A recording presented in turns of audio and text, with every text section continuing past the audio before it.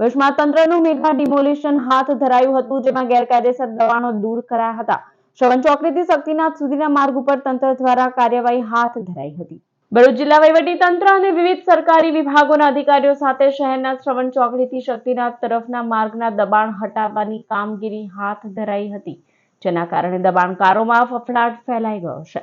ભરૂચ શહેરના અનેક વિસ્તારોમાં ગેરકાયદેસર દબાણો અને આડેધડ પાર્કિંગના કારણે ટ્રાફિક સમસ્યા વકરી રહી છે, જેથી વાહન ચાલકો ભારે હાલાકી ભોગવી રહ્યા છે. ત્યારે આજરોજ વહેલી સવારે ભરૂચ પ્રાંત અધિકારી મનીષા વનાણી, મામલતદાર માધવી મિસ્ત્રી, પાલિકાના મુખ્ય અધિકારી હરીશ અગ્રવાલ અને બવડાના RNB GSRDCના અધિકારીઓ ચુસ્ત પોલીસ બંદોબસ્ત સાથે શ્રવણ ચોકડીથી શક્તિનાથ તરફ બંને બાજુના ગેરકાયદેસર દબાણો હટાવવાની કામગીરી હાથ ધરાઈ હતી. માર્ગ ઉપર આડેધડ પાર્કિંગ કરાયેલા વાહનો પણ પોલીસ દ્વારા ડિટેઇન કરવામાં આવ્યા હતા. વહીવટી તંત્રની કામગીરીથી દબાણકારોમાં ફફડાટ ફેલાઈ ગયો છે.